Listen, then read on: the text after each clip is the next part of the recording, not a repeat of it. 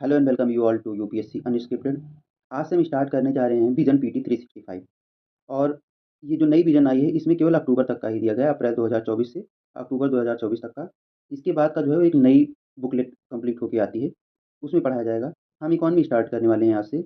और मैं आपको बता देता हूँ कि मैं सब कुछ इसमें नहीं पढ़ाने वाला हूँ। मैं इसको ऐसे पढ़ाऊँगा जैसे 1 से 2 टॉपिक रोज़ कवर करने वाला हूँ मैं। सपोज़ करो बैंकिंग एंड मॉनेटरी पॉलिसी। अब इसमें बहुत सारे ऐसे की टर्म्स होते हैं जो हमें पता नहीं होते, लाइक MIBOR। और लंदन का जो इंटरेस्ट रेट होता है क्या होता है, आरबीआई सरप्लस ट्रांसफ़र कैसे करती है, वे एंड मीन्स एडवांस क्या होता है, नॉर्मल एंड स्पेशल क्या होता है इसमें, ये सारी चीज़ें, लाइक आरबीआई की ओम्बड्समैन स्कीम क्या है, ये सारी चीज़ें मैं डिस्कस करने वाला हूँ। बाकी चीज़ें आप पढ़ोगे और मैं एक चीज़ की और इसमें गारंटी लेता हूँ कंटेंट क्वालिटी की, कि अगर आप ये बुक नहीं भी पढ़े रहोगे उस टाइम पे तो भी मैक्सिमम चीज़ें आप कर पाओगे। लेकिन फिर भी मैं आपको बार बार बोलूँगा कि आप मेरे पढ़ाने के बाद इसको पढ़िए। इससे क्या हो जाएगा, जब आप पढ़ते हैं, सपोज करो revise priority sector lending norms क्या होता है, आपको पता होना चाहिए कि प्रायोरिटी सेक्टर्स क्या होते हैं। तो ये चीज़ें मैं आपको बताऊँगा कि प्रायोरिटी सेक्टर क्या है। मैं ये नहीं बताने जा रहा हूँ कि नए नॉर्म्स क्या आए हैं, क्योंकि क्वेश्चन इस पे नहीं पूछता कि नए नॉर्म्स क्या आए हैं। वो थ्योरेटिकल पोर्शन पूछता है आपसे स्टैटिक की ये क्या है। कुछ चीज़ों में केवल वो करंट से पूछता है। आप इसमें क्या है, ये इमेजिन ऐसी होती है कि इसमें थ्योरेटिकल पार्ट मैक्सिमम होता है और थोड़ी चीज़ें होती हैं जो करंट से होती हैं। तो आइए शुरू करते हैं। और आप इस चैनल को सब्सक्राइब करें। मैं इस पे सारी मैगज़ीन्स कंप्लीट करने वाला हूँ। साथ में मैं आपको पीवाईक्यू करवाऊँगा यूपीएससी के। तो चैनल को सब्सक्राइब करें और जल्दी से जल्दी आप इसको 1 के करें, ताकि मैं इस पे लाइव आ सकूँ। और आइए स्टार्ट करते हैं। तो सबसे पहले ब्रीफ में क्या दिया गया है वो हम पढ़ लेते हैं। साइज़ ऑफ इकॉनमी बताइए आपको, आपने बार-बार न्यूज़पेपर में पढ़ा होगा कि 2027 के अप्रॉक्स हम दुनिया की 3rd या 4th लार्जेस्ट इकॉनमी हो जाएँगे, ठीक? इसके बारे में लिखा गया कि अभी हम 5th लार्जेस्ट इकॉनमी है। और बाई एक होता है purchasing power parity. Purchasing power parity के टर्म में हम दुनिया की तीसरे नंबर की इकॉनमी है। परचेजिंग पावर, किसी कंट्री के एक पर्सन की परचेजिंग पावर क्या है, उसमें रुपये की परचेजिंग पावर दूसरी करेंसीज़ के मुकाबले क्या है, उसमें हम 3rd पे हैं, ठीक? एक करेंसी सपोज़ करो आपके पास डॉलर है, उसमें आप कुछ आलू 1 किलो खरीद पा रहे हो, ठीक? अब डॉलर के हिसाब से आपके पास इस टाइम पे ₹84 के पास होना चाहिए, तब आप खरीद पाओगे। और सपोज़ करो आपके पास येन हो, ऐसी सारी चीज़ें हों अलग-अलग, तो हो सकता है आपको इस करेंसी के कंपैरिज़न में उस दूसरी वाली जो करेंसी है, उसकी परचेजिंग पावर कम हो, ठीक? तो उस मामले में परचेजिंग पावर में अगर हम देखें तो दुनिया की हमारी जो जीडीपी आती है कुछ 11-12 ट्रिलियन डॉलर के आस-पास आती है, ठीक? उसमें हम 3rd पे आते हैं। तो ये रही बात। और दूसरा इसमें क्या है कि डायरेक्ट टैक्स कितना अकाउंट होता है, ये चीज़ें हम देखते हैं। जैसे आप इसमें देख सकते हैं, ए 1 मिनट। हाँ, आप ये देखिए, डायरेक्ट टैक्स जो मिला है वो हमें 56.72% है। किसका? जो टोटल टैक्स रेवेन्यू होता है ना, सपोज़ करो जैसे गवर्नमेंट को टैक्स रेवेन्यू में एक जीएसटी से मिलता है, ये इनडायरेक्ट हो गया, एक डायरेक्ट टैक्स से मिलता है। तो जो डायरेक्ट टैक्स है, अब डायरेक्ट में कई आते हैं, एक तो मतलब हम जैसे लोगों का सिंगल पर्सन का, और एक होता है कॉर्पोरेट टैक्स होता है, ठीक? तो 2 टाइप के टैक्स और मल्टीपल टैक्स होते हैं। तो क्या होता है इसमें, डायरेक्ट टैक्स हमारा 56.72% आया है, जो कि अभी तक का हाईएस्ट क्या आप मानोगे, जीएसटी से ज़्यादा है, ठीक? और इसके बाद एक स्ट्रक्चर और दिया गया है इसमें कि इंडिया एशिया में रेलवे रोड नेटवर्क में लार्जेस्ट, सेकंड लार्जेस्ट है और लार्जेस्ट है रेल नेटवर्क में। ये कुछ पॉइंट्स दिए गए हैं, आप इसको याद रखिए, क्योंकि ये कुछ क्वेश्चन में आपको हेल्प करेगा। हो सकता है आपको मेंस में हेल्प कर सकता है, या फिर इस प्रीलिम्स में भी आपको हेल्प कर सकता है क्वेश्चन को इवैल्यूएट करने में, ठीक? अब इसके बाद हम आते हैं, स्टार्ट करते हैं अपना। हाँ, एक्सटर्नल डेट भी मैं आपको बता देता हूँ, एक्सटर्नल डेट बेसिकली होती क्या है, ठीक? आप आपने सुना होगा इस बार कि गवर्नमेंट का जो बजट है कुछ 50 लाख करोड़ का, ठीक? 50 लाख करोड़ का। और थोड़ा-सा वीडियो बड़ा हो जाएगा, तो इस पे ध्यान ना दें आप, पढ़ाई पे ध्यान दें। 50 लाख करोड़ का है। और आपको पता होगा कुछ 34 लाख के आस-पास हमारे रेवेन्यू आ रहे हैं, तो 16 लाख करोड़ गवर्नमेंट कहाँ से ले आएगी? आप सोच के देखो। तो वो 16 लाख करोड़ गवर्नमेंट कैसे ले आती है, उसका एक अलग तरीका होता है। वो क्या है कि जैसे बॉन्ड इश्यू करती है, फॉरेन मार्केट में गवर्नमेंट जाके बॉन्ड इश्यू करेगी, सिक्योरिटीज़ इश्यू करेगी, और इंडियन मार्केट में, ठीक? अब इंडिया में आप डॉलर में तो पेमेंट करने वाले हो नहीं, आप इंडिया में अपने रुपये में ही प पेमेंट करोगे, ठीक? लेकिन जो फॉरेनर हैं वो डॉलर में पेमेंट कर सकते हैं, अपनी करेंसी में पेमेंट कर सकते हैं, या मसाला बॉन्ड के थ्रू वो रूपी में भी पेमेंट कर सकते हैं, ठीक? अब उसमें परसेंटेज कितना है, जो टोटल हमारा फॉरेन डेट है, ठीक? वो कितना है? तो एक्सटर्नल डेट हमारा इस टाइम पे 663.8 बिलियन, 663.8 बिलियन डॉलर जो लॉन्ग टर्म लोन है, ठीक? ये हमारा। और 1 सेकंड, पेन नहीं काम कर रहा है। हाँ, तो आइए देखते हैं। जो हमारा लॉन्ग टर्म एक होता है, अब उसमें भी जो गवर्नमेंट सिक्योरिटीज़ बनाती है, बेचती है, तो उसका क्या है कि एक शॉर्ट टर्म, अब लॉन्ग टर्म डेट मान लो कि आपने 10 साल के लिया, साल के लिए कोई लोन लिया है, तो वो अच्छा है ना, क्योंकि आपको ऐसा कुछ है नहीं कि बहुत हारी में कुछ देना है, लेकिन 1 साल के लिए लिया तो फिर क्या होगा? फिर आपको प्रॉब्लम आएगी उसमें, ठीक। तो जो लॉन्ग टर्म डेट हमारा है वो मैक्सिमम है, ठीक। टोटल एक्सटर्नल डेट है हमारा 663.8 बिलियन डॉलर, और जिसका 541.2 billion dollar long term debt है, ठीक। अब इसके साथ-साथ में अगर आप एक्सटेंड जीडीपी से देखो, आप external debt to GDP ratio वो 18.7% है। मतलब जीडीपी जितनी है उसका अगर हम एक्सटर्नल डेट देखें, ठीक, टोटल डेट तो बहुत होता है, लेकिन केवल एक्सटर्नल पॉइंट ऑफ व्यू से हम देखें तो हमने लगभग 19% का, बेसिकली 19 तो मैं नहीं बोलूँगा क्योंकि गवर्नमेंट खुद यहाँ पे बता रही है कि 19% से 0.3% हमारा कम हुआ है, ठीक, जो कि एक पॉजिटिव साइन है। तो इसलिए हम इसको ऐसे देखते हैं, ठीक। उसके साथ में अब इसमें मैंने आपको बताया कि कैसे-कैसे लोन लिया जाता है। यूएस डॉलर में हो सकता है, मसाला बॉन्ड में हो सकता है जो कि रूपी में होगा, येन में हम कर सकते हैं, रशियन डॉलर मतलब रशियन करेंसी में कर सकते हैं। जिसमें जो अभी डोमिनेटेड करेंसी है वो है यूएस डॉलर। 53% जो हमने फॉरेन डेट लिए हैं, वो यूएस डॉलर में लोगों ने दिया है, तो उसे हमें उसी से लौटाना होगा। इसीलिए हम जो हमारी फॉरेन करेंसी एसेट है उसको बढ़ाते जा रहे हैं आरबीआई में, ठीक। जो कुछ साढ़े 600 बिलियन डॉलर के अप्रॉक्स है, मुझे एग्जैक्ट डेटा याद नहीं है। तो ये होता है, ठीक। जैसे यू रूपी, येन, एसडीआर, इन सब में अब ये इतना पॉइंट हो गया, आप इसको समझिए। अब हम स्टार्ट करते हैं आप आगे का पॉइंट, ठीक। अब जो हमारा सबसे पहला है मॉनेटरी पॉलिसी ऑफ आरबीआई। तो देखिए 2016 में गवर्नमेंट ने कहा कि कुछ ऐसी चीज़ें लेके आते हैं हम जिसका इम्पैक्ट लॉन्ग टर्म के लिए है, ठीक। तो गवर्नमेंट ने कहा कि 2016 में आरबीआई एक्ट को अमेंड करके एक ले आया गया इन्फ्लेशन टारगेटिंग का सिस्टम ले आया गया। एक मॉनेटरी पॉलिसी कमेटी बनेगी और वो इन्फ्लेशन को टारगेट करेगी। गवर्नमेंट ने पहले बता दिया कि 4 प्लस माइनस 2 रह सकता है, या तो 2 टू 6 के बीच में हमारा परसेंट इन्फ्लेशन रहना चाहिए, ठीक। ये होती है मॉनेटरी पॉलिसी। अब अगर मॉनेटरी पॉलिसी की और सारी बातों पे आगे बढ़े हम, तो क्या होता है कि ये अभी 2026 तक के लिए लाई गई है, और मॉनेटरी पॉलिसी जो कमेटी होती है ना, उसमें मेंबर कौन-कौन होता है, ठीक। तो जो आरबीआई गवर्नर होता है, वो इसको प्रिसाइड करता है, ठीक। और बाकी और सारे मेंबर इसमें अपॉइंट किए जाते हैं। आरबीआई गवर्नर जो होता है एक्स ऑफिशियो चेयरपर्सन होता है इसका, ठीक। और मैं सारी चीज़ इसमें आपको बता देता हूँ क्योंकि ये इंपॉर्टेंट है, ठीक। तो इसमें एक तो ये रहेगा आपका कि 6 मेंबर की कमेटी होती है। एक तो आरबीआई का गवर्नर, आरबीआई जो गवर्नर होते हैं और उसमें ये चेयरपर्सन रहते हैं, ठीक। इसके चेयरमैन अगर देखा जाए तो यही हैं, प्लस 5 अदर मेंबर्स होते हैं, और इसे at least 4 times in a year meet करना पड़ता है। कोरम कम से कम 4 लोग हों, जब भी मीटिंग हो तो 4 लोग तो होनी ही होनी चाहिए उसमें, ठीक। अब ये सारी वही मॉनेटरी पॉलिसी में ये हेल्प करती है, ठीक। ग्रोथ क्या रहने वाली, क्या चीज़ें कैसे होने वाली, इन सारी चीज़ों के बारे में ये बात करता है। अब मॉनेटरी पॉलिसी बताई कैसे जाएगी, तो इसके 2 टूल्स होते हैं। ये बेसिकली स्टैटिक का पोर्शन है, लेकिन मैं पढ़ा रहा हूँ तो जल्दी-जल्दी बताऊँगा इसको। 2 होते हैं, क्वांटिटेटिव का मतलब होता है क्वांटिटेटिव वो जो ये नंबर्स के टर्म में हो, और क्वालिटेटिव वो होता है जो क्वालिटी के टर्म में। क्वालिटी इन द सेंस कि एम्प्लॉइज़ कैसे काम कर रहे हैं, करप्शन तो नहीं है, वो बैंक्स आरबीआई की डायरेक्शंस को मान रहे हैं कि नहीं मान रहे हैं, मोरल सुएशंस आरबीआई ने क्या दिए हैं, क्रेडिट रेगुलेशंस को कैसे रेशनलाइज़ किया जा रहा है, ठीक। लेकिन क्वालिटेटिव जो क्वांटिटेटिव टूल्स होता है उसमें ये चीज़ें आती हैं, जैसे open market operation, SLR, CRR, liquidity adjustment facility, marginal standing facility. अब ये सब स्टैटिक के टर्म है, लेकिन फिर भी मैं जल्दी-जल्दी आपको बता देता हूँ, ठीक। सपोज़ करो कि ओपन मार्केट ऑपरेशन क्या होता है? ओपन मार्केट ऑपरेशन ये होता है कि मार्केट से जब आरबीआई को पैसे निकालने हैं तो बॉन्ड इश्यू करती है, ठीक। बॉन्ड ले लो, पैसे वापस लेके जाओ। और जब आरबीआई को मार्केट में लिक्विडिटी बढ़ानी होती है, तो वो बॉन्ड नहीं, कहती है बॉन्ड बेचो और पैसे मेरे से लेके जाओ, ठीक। ये चीज़। अब इसी में एक्सपेंशनरी और कॉन्ट्रैक्शनरी पॉलिसीज़ मैं आपको बता देता हूँ। जब आरबीआई बॉन्ड इश्यू करके पैसे वापस ले जाए ना, मतलब आरबीआई मार्केट में पैसे नहीं रहने देना चाहती। बहुत ज़्यादा पैसे हो जाएँगे मार्केट में, अगर लिक्विडिटी आ जाएगी तो इन्फ्लेशन बढ़ जाएगा, तो इसको कहते हैं कॉन्ट्रैक्शनरी पॉलिसी। अभी कॉन्ट्रैक्शनरी कैसी हुई? आरबीआई के बॉन्ड को लिक्विडिफ़ाई करना है, बहुत सारे पैसे आ जाए मार्केट में, उसको कहते हैं एक्सपेंशनरी, क्योंकि अब बैंक के पास पैसे आ गए हैं। अब वो आपके पास बहुत पैसे हों तो कम इंटरेस्ट पे भी आप लोगों को दे सकते हो। उससे जिनके पास पैसा जाएगा, वो नया बिज़नेस स्टार्ट करेंगे, इकोनॉमी बूम होगा, इकोनॉमी ग्रोथ होगी, ठीक।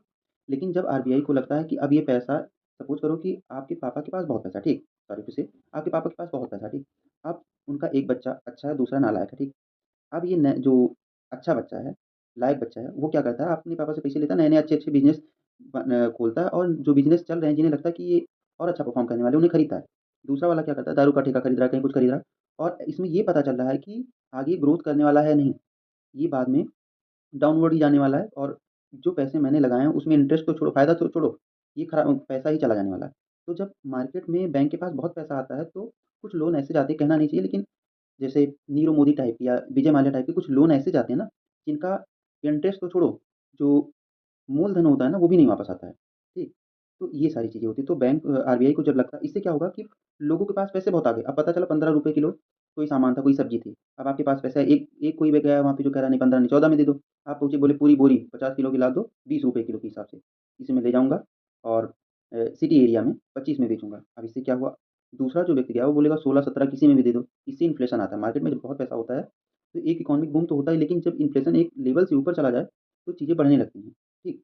और उससे क्या होता है, जिनके पास पैसे हैं वही खरीद पाते हैं, जिनके पास नहीं उनकी सेविंग इरोड होना स्टार्ट हो जाती है, ठीक? वैसे भी हाउस होल्ड की सेविंग अगर अभी आप देखेंगे तो कुछ ऐसा सेव बना के रखा है उसने पिछले 5-6 सालों में, हाउस होल्ड की जो सेविंग्स है वो कम होती जा रही हैं। लेकिन जो लेंडिंग का पार्ट है ना, जो बैंक के पास पैसा आता है उससे जो वो लोन देते हैं, उसमें मेजॉरिटी जो पोर्शन है, वो हाउस होल्ड सेविंग करके जो बैंक में जमा करते हैं उसी का है। ये नहीं है कि लोन दिया आपने और लोन से उनके पास जो इंटरेस्ट आया या बाकी के पैसे आए या कहीं पे उन्होंने इन्वेस्ट किया, इन्वेस्टमेंट से जो उनको डिविडेंड मिला या जो कुछ भी मिला उससे नहीं, मैक्सिमम पोर्शन जो है आपके पैसे लोन पे जाते हैं, जो आपको लोन पे बैंक जल्दी से नहीं देता है, ठीक? ये बातें जो ट्रुथ है वो भी मैं साथ-साथ थोड़ा-थोड़ा बताते चल रहा हूँ। तो ये क्वांटिटेटिव, क्वालिटेटिव टूल्स होते हैं, ठीक? और 1-2 टूल्स मैं इसमें और बता दूँगा तो ओपन मार्केट ऑपरेशन मैंने बता ही दिया। सीआरआर होता है कि कुछ कैश में आपको आरबीआई के पास बैंक को रखना होता है। एसएलआर होता है कि कैश अदर करेंसी के फॉर्मेट में, आप गोल्ड के फॉर्मेट में आप अपने पास रखो लगभग कुछ 19-20% के आस-पास और सीआरआर में 4 से 4.5%, ताकि कल को कोई बैंक क्राइसिस होता है, आपके पास पैसे नहीं रहते, तो कुछ आरबीआई के पास है, कुछ आपके पास है। यहाँ से क्या होगा कि जो गवर्नमेंट के मुझे डीआईजीसीए कुछ करके है, ठीक? उन्होंने एक वो रखा है कि 5 लाख तक हम आपको इंश्योरेंस टाइप का है कि जितना पैसा आप जमा करोगे अगर बैंक करप्ट भी होता है, कोई बैंक भाग भी जाता है, बैंक पूरी तरीके से इंसॉल्वेंट हो गया है, तो भी हम आपको 5 लाख तक का अमाउंट वापस करेंगे, ठीक? तो डायरेक्टर जनरल कुछ करके होता है, अभी मैं आपको बताऊँगा आगे, याद नहीं आ रहा है मुझे इतना। तो ये सीआरआर हो गया, एसएलआर हो गया, मार्जिनल स्टैंडिंग फैसिलिटी होती है और एक होता है लिक्विडिटी एडजस्टमेंट फैसिलिटी। लिक्विडिटी इसको एलएफ को तब यूज़ करते हैं, जब उसको लगता है आरबीआई को मार्केट में लिक्विडिटी बहुत ज़्यादा है, तो कहती है कि थोड़ा इंटरेस्ट ज़्यादा लो मेरे से और बैंक से कहती है कि तो आप पैसे मेरे पास ले आओ। पैसे मुझे जमा करो पैसे, मैं आपको 8% इंटरेस्ट दूँगा। तो बैंक जमा कर देते हैं और लिक्विड ये जो एमएसएफ होता है, एमएसएफ का काम ये होता है, जब बहुत जल्दी में ज़रूरत होती है बैंक को, ओवरनाइट ज़रूरत हो गई या 14 दिनों के लिए, ऐसे कुछ ज़रूरत होती है जब गवर्नमेंट को, उनको बैंक्स को, तो वो इस पे लेते हैं, तब ये काम करता है, ठीक? Marginal standing facility. I am sorry शायद मैं सही बता रहा हूँ अच्छा आप एमएसएफ को रखो अभी मैं थोड़ी देर में आपको नहीं तो अगली वीडियो में मैं आपको बता दूँगा, एलएएफ को आप सही रखो, एलएएफ सही है, मार्जिनल स्टैंडिंग फैसिलिटी थोड़ा मुझे याद कम आ रही है, ये कुछ repo rate, reverse repo rate से है, अगर सही होगा तो भी मैं अगली वीडियो में आपको इसको कन्फर्म करूँगा, ठीक? इसके बाद एक्सपेंशनरी, कॉन्ट्रैक्शनरी जो नीचे दिया गया है मैंने आपको बता दिया, ठीक? ये आप पढ़ लेना क्या होता है, एक्सपेंशनरी से क्या होता है, इंक्रीज़ मार्केट लिक्विडिटी होती है तो उससे क्या होता है, कैसे-कैसे किया जाता है, दूसरा आप यहाँ से पढ़ लो। मैंने आपको बताया ना कि एक्सपेंशनरी कैसे होगी, तो गवर्नमेंट में मार्केट में जब वो सिक्योरिटीज़ ले आता है, अगर उसके आप पैसे दे रहे हो, अगर आप उसके पैसे दे रहे हो, तो ठीक है, तो फिर पैसे दे रहे हो तो फिर वो कॉन्ट्रैक्शनरी हो गया। पैसे वापस आपको बैंक वो आरबीआई बैंक्स को दे रहा है और बॉन्ड्स रख रहा है, तो एक्सपेंशनरी हो गया। इसके साथ में मैंने आपको मॉनेटरी पॉलिसी कमेटी पढ़ा ही दी। अब वेरिएबल रेपो रेट क्या होता है, ठीक? इसीलिए मैं थोड़ा कन्फ्यूज़ हो रहा था एमएसएफ और इसमें। तो एक होता है रेपो रेट। रेपो रेट क्या होता है? जब बैंक्स को बैंक रेट पे जो लोन मिला उससे ज़्यादा फिर और लोन चाहिए आरबीआई से, ठीक? इसके लिए आपको सिक्योरिटी रखनी पड़ेगी। तो ये क्या होता है, बैंक रेट समझ लो कि 5-6% है, तो ये 7% होगा, ठीक? ये 7% पे देगा और एक और अगर रेपो रेट क्या रिवर्स रेपो क्या होता है, दोनों में आपको बता देता हूँ। फिर बैंक रेट क्या है 6% पे सिक्योरिटी नहीं रखनी है। रेपो रेट में क्या आपको सिक्योरिटी देनी पड़ेगी लेकिन इंटरेस्ट ज़्यादा लगेगा, ठीक? उम,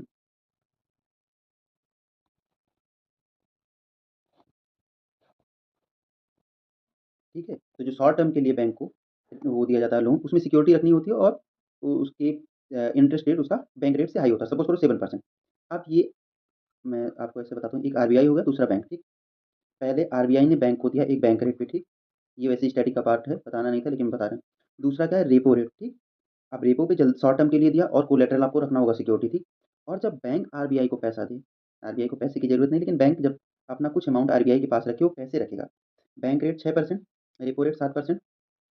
अब मार्केट में इतना लोन दे नहीं पा रहा है बैंक, क्योंकि मार्केट उतना अच्छा परफ़ॉर्म कर नहीं रहा, लोग लोन ले नहीं रहे हैं। तो अब इसके पास तो बैंक के पास पैसे पड़े हैं, जिन पे कोई भी कुछ भी रिटर्न नहीं आ रहा है। तो क्या करेगा वो आरबीआई को कुछ पैसे अपने सरप्लस वाले पार्क कर देगा, ठीक? अब आरबीआई इसको आप सोचो कि 8% पे लेगा, सपोज़ करो आरबीआई 8% पे ली तो क्या होगा? तो आरबीआई से शॉर्ट टर्म के लिए 7% पे रेपो रेट पे बैंक ले करके और शॉर्ट टर्म के लिए ही 8% पे आरबीआई को दे देंगे। तो ये तो नुकसान हो गया आरबीआई का, तो आरबीआई क्या करेगा कि 6 ये है, 7 ये है, तो उसके बीच का कुछ रखेगा 6.4, 6.5, ठीक? तो रेपो रेट जो होगा वो हमेशा रिवर्स रेपो रेट से ज़्यादा होगा, ठीक? तो ये बातें हो गई। और उस अब इसी से रिलेटेड है वेरिएबल रेट रेपो और वेरिएबल रेट रिवर्स रेपो, ठीक? जब ओवरनाइट या अप टू 14 डेज़ के लिए बैंक को पैसे चाहिए होते हैं तो वेरिएबल रेट रेपो पे लेता है, ठीक? और इसमें क्या होता है वही चीज़ कि ये रेपो रेट से तो ऊपर हुआ क्योंकि रेपो रेट पे तो पहले बैंक ने दे दिया, पहले नॉर्मल पे दिया आपको बैंक पे, फिर रेपो पे दिया। अब आपको और पैसे चाहिए तो और बढ़ाएगा, ठीक? वो बोलेगा नहीं और आरबीआई बोलेगी नहीं, इतने में नहीं होगा, 7% नहीं, अब 7.5 दो, ठीक? अब इसके बाद अगर बात करें, दूसरा आता है इसी में वेरिएबल रेट रिवर्स रेपो, जब आरबीआई पैसे वापस ले। आरबीआई को बैंक जमा करें शॉर्ट टर्म के लिए पैसे, तो भी अप टू 14 डेज़ ऐसा कुछ करके, तो भी वो जो रेपो रेट मैंने आपको बताया ना, वो रेपो रेट से तो नीचे ही रहेगा।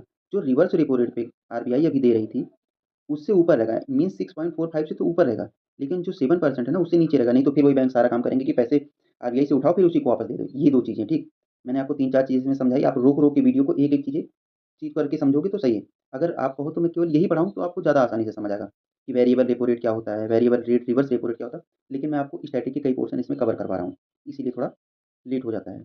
वीडियो लंबा बन रहा है, थोड़ा हो सकता है समझने में प्रॉब्लम आ रही हो आपको। अगला आता है revise priority sector lending norms. Priority sector lending क्या होता है? वो जिसमें बैंक्स को या किसी भी एंटिटी को, एनबीएफसी वगैरह को, एनबीएफसी पे ये चीज़ें लागू होती नहीं उतना, लेकिन प्रायोरिटी सेक्टर का सीधा-सीधा मतलब होता है जिन्हें प्रायोरिटाइज़ किया जाए। आप एग्रीकल्चर में, एजुकेशन में, होम लोन में ज़्यादा करके पैसे दोगे एट लीस्ट 40%, ये एक नॉर्म है कि किसी भी बैंक को 40% देना है, ठीक? कुछ में होता है 32% अगर 20 ब्रांचेज़ से कम है उनकी, ठीक? ये चीज़ें होती हैं। तो प्रायोरिटी सेक्टर मैंने आपको इतना बता दिया, आपको इसे खुद पढ़ना होगा। मैं इसमें सारी चीज़ें नहीं बताने वाला हूँ, क्योंकि नहीं तो फिर वीडियो बहुत लंबी हो जाएगी, ठीक? प्रायोरिटी सेक्टर की ये चीज़ें हैं। आप हाइलाइटेड पार्ट तो मैं इसका आपको देने वाला हूँ नहीं, क्योंकि देखो पीडीएफ में नहीं दे रहा हूँ अभी के लिए। आप वीडियो देख के आप पढ़ सकते हो। अभी कहाँ से नॉर्म आया था, तो गाडगिल कमेटी और घोष कमेटी ने इसे दिया था। 1972 से ये चीज़ें चल रही हैं। प्रायोरिटी सेक्टर में agriculture, MSME, export credit, education, housing, social infrastructure, renewable energy, others, ये सारी चीज़ें आती हैं।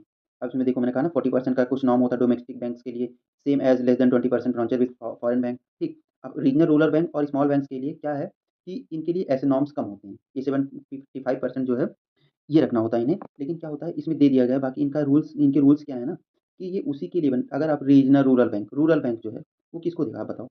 एजुकेशन, होम लोन, क्योंकि गाँव के लोगों को इसकी सख्त ज़रूरत है ना रूरल एरियाज़ में। स्मॉल फाइनेंस बैंक को इन्होंने मैंडेटरी किया कि आपको देना होगा, क्योंकि स्मॉल फाइनेंस बैंक 2014-15 के आस-पास आए थे, उसी टाइम पे आप एक पेमेंट बैंक का सिस्टम है, वो भी आया था उसी टाइम पे सेम दोनों। कुछ नचिकेत मोर कमेटी के रिकमेंडेशन पे दोनों आए थे, ठीक? तो इन्हें तो अभी जैसे समझ लो कि कुछ नया है, ठीक? जब बच्चे नए होते तो उन्हें हर वक़्त गाइडेंस की ज़रूरत होती है, तो कुछ ऐसी गवर्नमेंट गाइडेंस दे रही है, ठीक? यूनिवर्सल बैंकिंग वाला सिस्टम इन पे अभी नहीं आया, क्योंकि अभी ये यूनिवर्सलाइज़ हो नहीं रहे हैं। कुछ बैंक जिनके कुछ सर्टेन अमाउंट होना चाहिए, 1000 करोड़ या ऐसे कुछ करके, तभी वो यूनिवर्सल बैंकिंग सारी लाइक वो लोन कर दे सकेंगे, credit card, debit card, interest, ये क्या कहते हैं उसको, इंश्योरेंस, ये सारी चीज़ें तभी वो प्रोवाइड कर पाएँगे, ठीक? अब ये है MIBOR, Mumbai interest bank, Mumbai inter bank outright rate, 2 bank है। मैं आपको एक चीज़ समझाता हूँ, बाकी आप पढ़ लेना। बैंक ए, बैंक बी, ठीक? इनके बीच में जो इंटर लेंडिंग होता है ऑफ लोन का, ठीक? ये किस रेट पे इस बैंक को ज़रूरत है तो लोन देंगे, या ये बैंक किस इंटरेस्ट रेट पे इसे लोन देगा, ये कैसे चला था?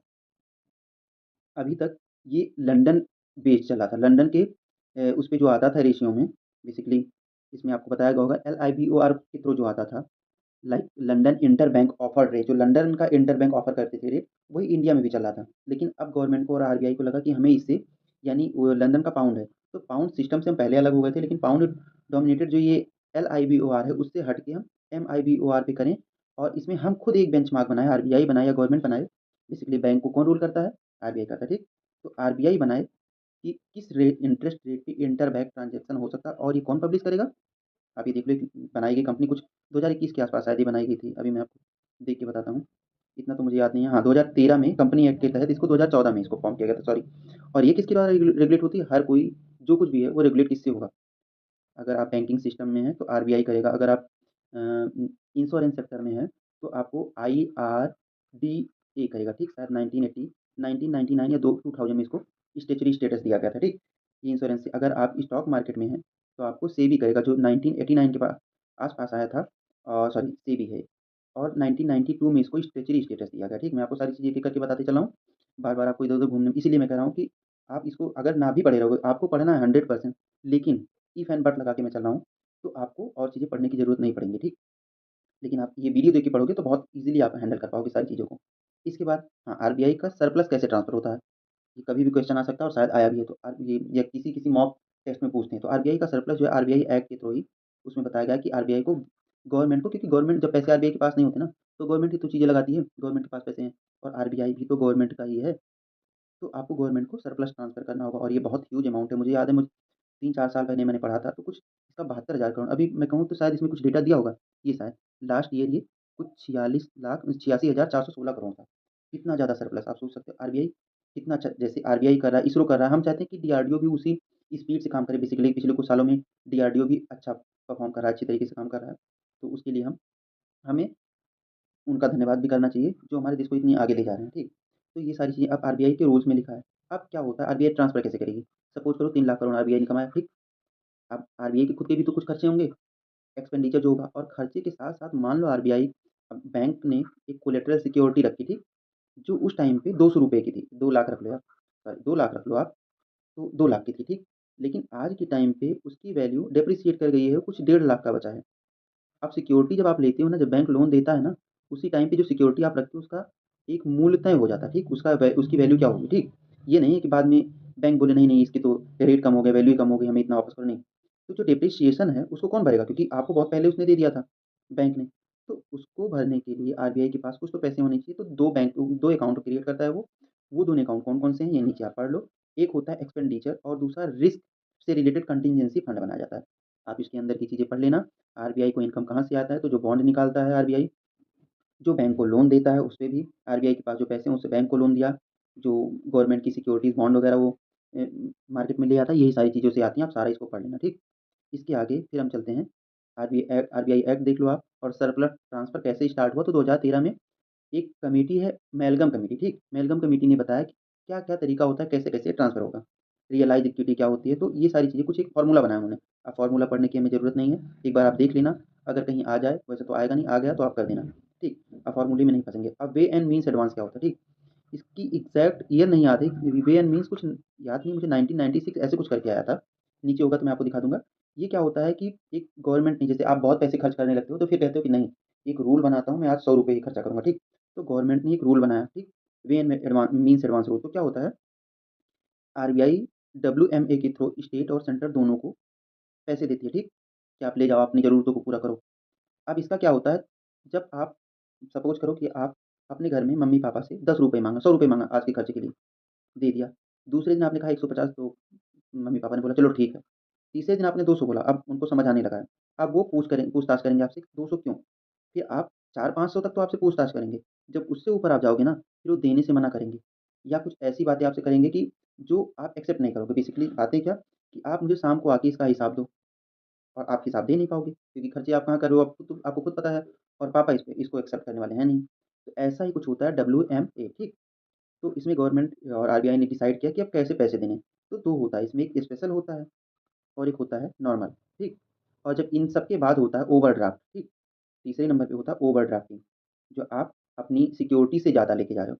स्पेशल में कहा उन्होंने कि चलो आपको 5% इंटरेस्ट रेट पे हमने दिया, फिर पैसा खत्म हुआ, स्टेट पहुँचे, नहीं, नहीं भैया पैसा और दो, और पैसे चाहिए, साहब पैसे और चाहिए। आप बोलेगा नहीं, आपका स्पेशल की लिमिट तो आपकी क्रॉस हो चुकी है, अब आपके लगेंगे 7%। चलो 2 महीने किसी तरीके से चला स्टेट या सेंटर, फिर पहुँचे, नहीं, नहीं और चाहिए। अब कह रहा मैंने, पहले तो आधे घंटे तक दरवाज़ा नहीं खोलेगा, ठीक? फिर बोलेगा आओ, लेकिन अब 9% लगेगा। ये होती है ओवरड्राफ्टिंग, ठीक? ये 3 मैंने आपको ऐसे ही फॉर्मल लैंग्वेज में आपको बता दिया कि क्या कैसे होता है, तो लेकिन है सेम वैसे ही। स्पेशल में आपको जब एग्ज़ॉस्ट कर जाता है, फिर नॉर्मल पे जाते हैं। स्पेशल में आपको नॉर्मल से कम इंटरेस्ट पे लोन देता है आरबीआई, ठीक? ये भी आरबीआई एक्ट 1934 के अंदर ही आता है। ओवरड्राफ्टिंग क्या क्या सिस्टम होता है? ओवरड्राफ्ट आप यहाँ पे देखो, ये जो स्पेशल ड्राइंग फैसिलिटी होती है, जो आपके पास स्टेट के पास या सेंटर के पास, उनका एक कंसोलिडेटेड फंड होता है, ठीक? और गारंटी रिडेम्पशन फंड होता है, या ऑक्शन ट्रेज़री बिल, जो आप ये सारी चीज़ें आरबीआई के पास रखी रहती हैं, ठीक? इनकी। जिसके बल पे आपको स्पेशल ड्राइंग मिलता है, उसके बाद कुछ करके आपको नॉर्मल मिल जाता है। फिर बाद में जो आपको कुछ 14 दिनों के लिए ओवरड्राफ्टिंग मिलती है, ये आपको एमए की लिमिट को एक्सीड करके मिलती है, ठीक? और एक्सीड करके मिलेगी तो फ्री में नहीं मिलेगी आपको, उसके लिए या तो ऐसी सिक्योरिटी रखनी होगी, या फिर उसके लिए आपको इंटरेस्ट ज़्यादा पेमेंट, बेसिकली स्टेट और सेंटर भी इसके लिए इंटरेस्ट ज़्यादा पे करें, ठीक? तो आपको ये समझ आ गया कि अभी थोड़ी देर पहले सरप्लस टू ट्रांसफ़र और ये सारी बातें चल रही थी, वो कैसे आया, ठीक? अब इसके बाद क्रेडिट डिपॉज़िट रेशियो, अब थोड़ी-सी स्पीड में बढ़ा रहा हूँ, तो सीडीआर क्या होता है, ठीक? क्रेडिट अपॉन डिपॉज़िट रेशियो हो गया ना? अब हमने और आपने कितने बैंक में कितने रुपए डिपॉज़िट किए, सपोज़ करो ₹100, उसका क्रेडिट कितना किया, यानी लोन कितना दे दिया बैंक ने, ₹60। इसी को कहते हैं क्रेडिट, दोनों का रेशियो निकालो तो कुछ 3/5 का आएगा, यही क्रेडिट टू डिपॉज़िट रेशियो होता है। अब रूल्स क्या हैं बैंक के लिए? 100 आपने जमा किए, कुछ 20 आपको एसएलआर में डालना है, सीआरआर में 4 से 5 डालना, तो 25 तो ये निकल गए। बाकी कुछ और चीज़ें होंगी, सिक्योरिटीज़ वगैरह जो आप लिए होगे। इसके बाद ये आपको ये 60 इन्वेस्ट करना है। अब ये 60 जो आप लोन आउट कर रहे हो, उनकी वो सारी चीज़ें कैसे काम करेंगी? आपको ऐसे देना है ये लोन कि बाद में एनपीए इनका ना बनने पाए, ठीक? अब आप सपोज़ करो लोन देते जा रहे हो, लोन देते जा रहे हो, लोन देते जा रहे हो, फिर वो आपने लोन दिया था और आपको अगले महीने उसका जो इंटरेस्ट है वो नहीं आया। आपने कहा चलो कोई बात नहीं, फिर अगले महीने नहीं आया, 60 दिन हो गए, फिर आपने कहा कोई बात नहीं, फिर अगले महीने नहीं आया। अब आप सोच में आ गए, वो पैसे देने वाला भी है इंटरेस्ट या नहीं देने वाला है? आपका अभी तो जो मूलधन है वो ऐसे ही पड़ा है, ठीक? मैं आपको हिंदी में बताऊँ तो मूलधन आपका वैसे ही पड़ा है, आपका ब्याज तो मिल ही नहीं रहा है। अब आप टेंशन में हो कि मूलधन भी नहीं मिल रहा है और ब्याज मिल ही नहीं रहा है, मूलधन का कुछ पता ही नहीं है, ठीक? तो प्रिंसिपल अमाउंट और इंटरेस्ट में ये सारी चीज़ें हैं। तो आप क्या करोगे 90 डेज़ के बाद एसडीएल एक सब्सटेंटिव में डालोगे आप, फिर फाइनली जब आप डालते हो ये ये सारी चीज़ें, तो कुछ ऐसे बन के आता है ये। 1 मिनट। और एक बात मैं इसमें और आपको बता दूँ कि जो आगे के कुछ आर्टिकल्स हैं ना, वो भी मैं इन्हीं में सब्ज़्यूम करते जा रहा हूँ। तो आगे के आर्टिकल को मैं बहुत जल्दी पढ़ाऊँगा क्योंकि नहीं तो वीडियो लंबा बन रहा है, ठीक? अब मैं आपको बताता हूँ, जैसे 90 डेज़ तक कोई ऐसा हुआ कि ड्यू नहीं आया, इंटरेस्ट नहीं आई, तो अब आप इसको डालते हैं अगले 12 महीने के लिए कहते हैं आप सब स्टैंडर्ड है, ठीक? एसडीएल का मतलब सब स्टैंडर्ड। अब 12 महीने बीत गए, फिर 12 महीने के बाद आप डालोगे कि अब डाउटफुल है, मिलना मुश्किल है और फाइनली इसको आप इसमें डाल देते हो कि अब ये मिलने वाला नहीं है, ठीक? अ, एल का एल का मतलब मुझे याद नहीं आ रहा है अभी सॉरी से, लेकिन 12 महीने बाद जब अब एक टाइम बीत गया है, पहले आपने उसको एनपीए में डाला, एनपीए की तीनों पार्ट हैं, substandard, doubtful and loss asset sorry, हाँ, लॉस एसेट एसेट याद आ गया मुझे। तो ये तीनों हैं, लेकिन एनपीए आप तब उसको कहोगे जब 90 डे तक ड्यू नहीं मिला आपको। अब उसके 12 महीने तक 90 डेज़ के अगले 12 महीने तक आपने सब स्टैंडर्ड में रखा, 12 महीने बीत गए तो आपने डाउटफुल में रख दिया उसको और फिर 12 महीने बीत गए तो या एक टाइम के बाद आप उसको लॉस में डालते हो, लेकिन राइट ऑफ नहीं करते हो आप। लेकिन मीन्स बैंक की जो बुक है, उसमें से आप उसके लोन को हटा नहीं रहे हो। बुक से आपने हटाया नहीं कि आपने पूरी तरीके से नहीं कुछ नहीं लेने वाले। लेकिन जब आप लॉस में डाल देते हो तो मिलना मुश्किल हो जाता है और जब राइट ऑफ करते हो आप, पता चला मिला नहीं आपको लेकिन आपने राइट ऑफ कर दिया, तो जो एनपीए आपका होता है ना, वो थोड़ा-सा कम हो जाता है। सपोज़ करो 5% था कुछ 4.9 कुछ ऐसे, तो कहते हैं कि बैंक अच्छा परफ़ॉर्म कर रहा है, तो एक बैंक ने एक नया रूल अपना लिया था बीच में कि वो राइट ऑफ कर देते थे लोन को, जिससे पता चलता है कि बैंक अच्छा परफ़ॉर्म कर रहा है, ठीक? तो ये सारी चीज़ें हैं। अब आप इसके अंदर को और क्या-क्या है ये पढ़ लेना। वैसे इसमें अगर कुछ हुआ तो मैं आपको बताऊँगा।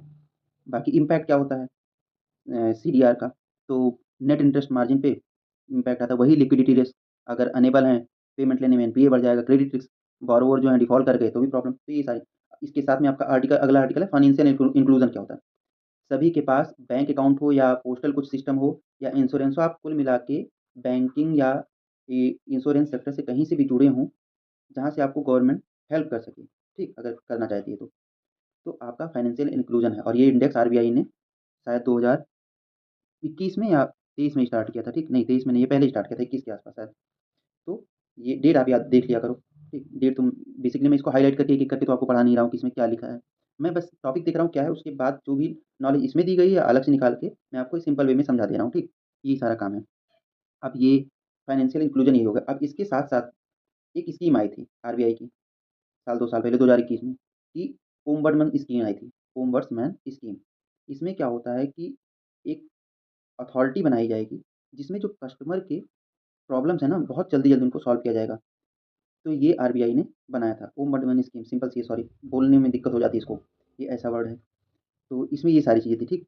अब इसके साथ ये कैसे फॉर्म होता है, तो 1949 का जो बैंकिंग रेगुलेशन एक्ट है, आरबीआई एक्ट के पेमेंट सेटलमेंट, ये सारी चीज़ों को लेके, तो ये फ्री ऑफ कॉस्ट कस्टमर की कंप्लेंट को रजिस्टर करता है और जल्दी-जल्दी सॉल्व करता है। इसमें सारे कमर्शियल बैंक आते हैं, एनबीएफसीज़ एक्सेप्ट हाउसिंग फाइनेंस बैंक्स भी आते हैं, लेकिन अप टू 100 करोड़ उनकी एसेट होनी चाहिए। और बाकी अपॉइंटमेंट कैसे होता है, तो आरबीआई में आरबीआई करती है अपॉइंटमेंट। इसमें किसको करना है, किसको नहीं करना है, ठीक? ये सारी चीज़ें हैं। अब इसमें सेल्फ रेगुलेटरी ऑर्गेनाइजेशन भी बनाया गया है, ठीक? ये सेल्फ रेगुलेटरी ऑर्गेनाइजेशन क्या होता है, इसका सिंपल सा काम ये है कि अगर जो ग्रीविया ग्रीवियांस डी ड्री सॉरी ग्रीवियांस डीलिंग अथॉरिटी है, वो अगर सही से काम नहीं कर रही, तो ये कस्टमर के पॉइंट ऑफ व्यू को सामने रखते हैं, कंप्लायंस कल्चर को बढ़ाते हैं, ठीक? ये बेसिकली किसके लिए होता है? ये हमारे लिए होता है, कस्टमर की इश्यूज़ को रेज़ करने के लिए एसआरओ बनाया जाता है और उन्हें वेल रिकॉग्नाइज़ किया जाना चाहिए। कोई जाके नहीं आरबीआई से कह सकता है।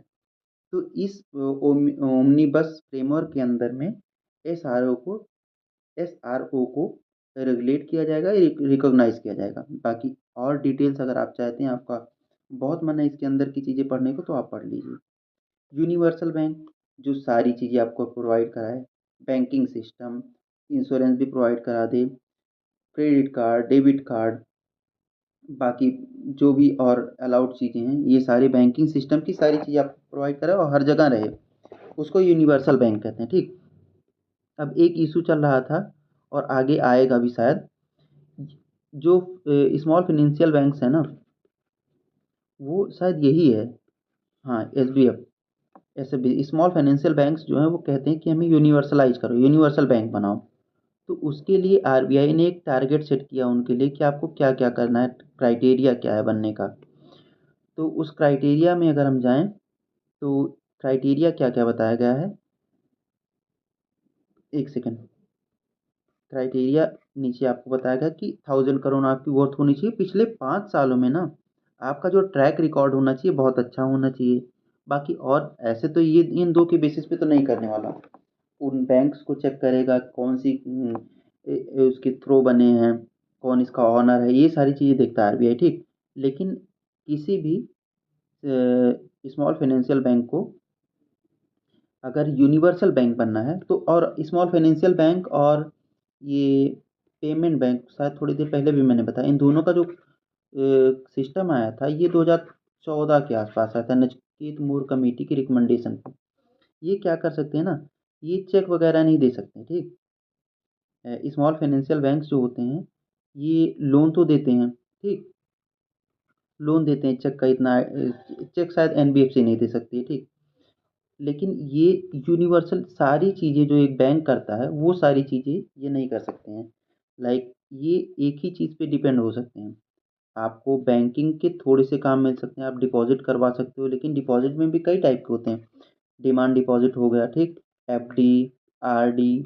तो इसमें अगर आपका एसएलआर सीआरआर इसी बेसिस पे होता है। आपको मैंडेटरी नहीं किया गया है कि आपको सीआरआर रखना है, तो आपके यहाँ पे ये जो डिपॉजिट्स हैं नहीं होंगे। अब मैं इसमें नहीं घुसना चाहता क्योंकि फिर मैं आपको ये बताना पड़ेगा कि पेमेंट बैंक क्या होता है और स्मॉल फाइनेंशियल बैंक क्या होता है। अगर आप कहोगे कमेंट करोगे तो मैं दोनों का एक अलग से वीडियो लाऊंगा, कुछ 4-5 मिनट में सारी चीज़ें सॉल्व हो जाएंगी, ठीक। तो मैं जल्दी जल्दी इनको करने की कोशिश करूंगा। बाकी आप पढ़ना चाहो तो स्मॉल फाइनेंशियल बैंक के बारे में नीचे लिखा है, 2014-15 के बजट में आया था। कंपनी एक्ट के थ्रू होता है लाइसेंसिंग, अगर आपको बैंक के अंदर आना है तो 1949 के एक्ट के अंदर होता है। 200 करोड़ कम से कम आपके पास होने चाहिए, कहाँ पे आपको देना है ये सारी चीज़ें आप देख लो। अब अर्बन कोऑपरेटिव बैंक, तो सबसे पहले मैं आपको कोऑपरेटिव बैंक बता देता हूँ क्या होता है, ठीक। कोऑपरेटिव बैंक जो हमारे और आपके कोऑपरेशन से बनता है, ठीक, उसको कहते हैं कोऑपरेटिव बैंक। ये कई टाइप का होता है। एक होता है PACS, primary agricultural cooperative bank या सोसाइटी। फिर उसके ऊपर आता है डिस्ट्रिक्ट या सेंट्रल। उसके ऊपर आता है स्टेट, स्टेट या मल्टी स्टेट। और उसके साथ आता है यूसीबी, अर्बन कोऑपरेटिव बैंक। उसके साथ आता है multi state urban cooperative bank, ठीक। सब समझ लो आप। पीएसीएस का क्या क्या काम होता है कि रूरल एरिया में एग्रीकल्चर के लिए वो लोन देना उनको, ठीक। ये एक रजिस्ट्रार ऑफिस कुछ करके जैसे कोऑपरेटिव सोसाइटी एक्ट के अंदर आते हैं ना, तो उसके जो रजिस्ट्रार होते हैं एक तो वो उसको हैंडल करते हैं, मतलब रेगुलेशन। दूसरा आरबीआई तो करेगा ही करेगा क्योंकि आपके पास बैंक लग गया, ठीक। और कुछ को नाबार्ड भी करता है इनमें से, ठीक। पीएसीएस को शायद नाबार्ड नहीं करता है, स्टेट को या किसी को करता है, थोड़ा सा मैं कंफ्यूज हूँ। बीच में हटा दिया था आरबीआई ने, बोला था मैं नहीं करूँगा नाबार्ड करेगा। पर अब आरबीआई ने फिर से बोल दिया कि नहीं हम ही रेगुलेट करेंगे। तो एक तो आरसीएस और दूसरा आरबीआई, ये दो रेगुलेटर होते हैं इसके, ठीक। अब ये कैसे कैसे आते हैं, कोऑपरेटिव सोसाइटी एक्ट के अंदर में ये सब आते हैं। और पीएसीएस मैंने आपको बता दिया, ये केवल उसी को लोन देते हैं। और दूसरा आपका आता है डीसीसीबी, जो डिस्ट्रिक्ट बैंक होता है, ठीक, कोऑपरेटिव बैंक्स होता है। इसको जब ज़रूरत पड़ती स्टेट इसको फाइनेंस करती, साथ में सेंटर भी फाइनेंस करेगी। स्टेट का कोई जो स्टेट कोऑपरेटिव बैंक होगा उसको स्टेट फाइनेंस करेगी, पैसे आपके पास कहाँ से आएंगे तो स्टेट देगी, ठीक। सारी चीज़ें स्टेट इसकी मैनेज करेगी। जब मल्टी स्टेट का आता है, अब एक यूसीबी होता है। यूसीबी को एक आरबीआई करेगा, दूसरा आरसीएस करेगा, ये रेगुलेट करने वाले हैं। Urban cooperative bank urban areas में सारी चीज़ें प्रोवाइड करने के लिए लोन देते हैं, बाकी जो भी बैंकिंग मैनेजमेंट होता है ये सारी चीज़ें देखते हैं, ठीक। अब यहाँ पे आप देख लो क्या है, टू पे डिविडेंड फ्यूचर, ये सारी चीज़ें आप देख सकते हो इसमें, आप ये पढ़ लो ठीक। मैंने आपको हाईलाइट करके दिखा दिया कि क्या पढ़ना है। लेकिन जितने टाइप के बैंक होते हैं, और मल्टी स्टेट का जो होता है कोऑपरेटिव बैंक ना, वो multi state cooperative society act के अंदर आता है 2002 की ठीक। तो उसमें वो एक स्टेट का नहीं, मल्टी स्टेट का होता है ठीक, कोऑपरेटिव बैंक। तो ये हो गया ठीक। अब उसको कौन देगा, एक सेंटर करेगी, आरबीआई करेगी, और मल्टी स्टेट कोऑपरेटिव सोसाइटी का जो आरसीएस होगा वो करेगा, रजिस्ट्रार कोऑपरेटिव सोसाइटी, कुछ ऐसे करके बोलते हैं ना। हाँ, रजिस्ट्रार ऑफ कोऑपरेटिव सोसाइटी, ये करेंगे। तो आप यहाँ देख सकते हो आरबीआई रेगुलेट करता है, सुपरवाइज करता है इसके अंदर बैंक, क्योंकि बैंकिंग एक्ट के अंदर आप आ रहे हो तो आरबीआई करेगा। और उसके साथ मतलब कोऑपरेटिव सोसाइटी एक्ट के अंदर आ रहे हो तो रजिस्ट्रार करेगा ठीक। इससे रिलेटेड शायद 2022 में कोई क्वेश्चन आया था ठीक। आप उस क्वेश्चन को देख लेना, आपको पता चल जाएगा। अब ये मैंने आपको पढ़ा दिया। अब अंदर अंदर की चीज़ें मैं अब नहीं जा रहा हूँ बताने। कैटेगराइजेशन कैसे होता है यूसीबी का, तो ये इसके आधार पे होता है कि आपके पास अमाउंट कितना, किसी बैंक की एसेट कितनी होती है, उस आधार पे होता है। और बाकी चीज़ इसमें और कुछ और इम्पोर्टेंट है नहीं, आप पढ़ लेना क्या पढ़ना है। कि एक ये है कि अम्ब्रेला ऑर्गेनाइजेशन है एनबीएफसी के लिए ठीक, ये इससे रिलेटेड है। तो जो कंप्लायंस प्रिपेयर करती है यूसीबी का।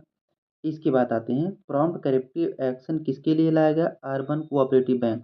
तो शायद मैं इसको पहले आपको कुछ नीचे से पढ़ाने वाला था, पर अभी मैं पढ़ा ही देता हूँ इसको, यहीं से जैसे ही चल रहा है वैसे ही चलता है। अर्बन कोऑपरेटिव बैंक के लिए प्रॉम्प्ट करेक्टिव एक्शन क्या हुआ। अब अर्बन कोऑपरेटिव बैंक कोऑपरेटिव हो गए तो ये क्या करते थे, कहीं भी लोन कुछ भी देना, तो इनका एनपीए बढ़ता जा रहा है ठीक। और इनकी थोड़ा परफॉर्मेंस घटती जा रही है, क्योंकि एनपीए बढ़ेगा तो परफॉर्मेंस घटेगी। अब इसमें क्या हुआ कि जो tier two, tier three, tier four ये कोऑपरेटिव बैंक्स हैं, क्योंकि टीयर वन का तो उतना क्या ही करेगा, कितनी दे पाएगा वो लोन वगैरह। बेसिकली सबसे मेन चीज़ होती है लोन ही। आपको एग्जांपल नहीं याद है तो थोड़ी देर पहले मैंने दो लोगों का नाम बताया था, मैं दोबारा रिपीट नहीं करने वाला हूँ। तो आप देख लो कहाँ से कैसे होता है ये करप्शन ठीक। तो आरबीआई ने बोला नहीं, अब तो आप पे भी लगेगा, जैसे और बैंक्स पे लगता है आप पे भी लगने वाला है पीसीए। तो पीसीए का क्या होता है, इसमें जब ये लगता है ना, तो आप जो लोन किसी को दोगे बहुत सोच समझ के देना होगा। आप हर जगह ये नहीं कि कोई एंटिटी पहुंचा हमें लोन दो तो आपने कहा जाओ उधर कमरा खोलो जितना लेना है ले जाओ, नहीं ऐसा नहीं है। आप उसकी पूरी जानकारी कैसे और पूरा मॉनिटर करोगे, क्योंकि लोन आपने दिया है तो प्रोजेक्ट कैसे चल रहा है, इससे रिलेटेड है, जो कि 1 अप्रैल 2025 से इफेक्टिव होगा ठीक। आप इसके अंदर की चीज़ें पढ़ लेना। मैंने आपको ये सारी चीज़ जो लिखा था मैं आपको बता चुका हूँ। 50 साल हो गए माइक्रो फाइनेंस सेक्टर के। माइक्रो फाइनेंस सेक्टर सबसे पहले 1976 में लाया गया था। कौन ले आया था, तो ये बांग्लादेश में एक इनको नोबल पुरस्कार भी मिला था, मोहम्मद यूनुस। मोहम्मद यूनुस इस टाइम पे आप क्या ही बताऊँ मैं, बांग्लादेश के वो प्रेसिडेंट बन गए हैं ठीक, सॉरी प्राइम मिनिस्टर बन गए हैं। और उनका रवैया देख ही रहे हो, कभी वो उनको नोबेल पीस प्राइज़ मिला था, मतलब नोबेल प्राइज़ मिला था इस सेक्टर में, और कभी वो इंडिया के कुछ अगेंस्ट जा रहे हैं ठीक। तो और वही फिर मेलगम कमेटी आ जाती है के रिकमेंडेशन पे एक एनबीएफसी। अब एनबीएफसी भी इसी टाइम जल्दी से बता देता हूँ मैं आपको। NB non banking financial company, जो बैंक बैंक का काम तो करती है लेकिन बैंक नहीं स्पेसिफिकली, तो ये किसके अंदर आएगी, कंपनी एक्ट के अंदर आएगी। कंपनी एक्ट के अंदर आएगी, लेकिन फिर भी बैंक आपके नाम में आए तो आरबीआई आपको रूल करेगी, कि क्योंकि जो कंपनी कंपनी एक्ट के अंदर भी आ रही हैं उनका काम उनको आरबीआई मॉनिटर करेगी ही करेगी ठीक।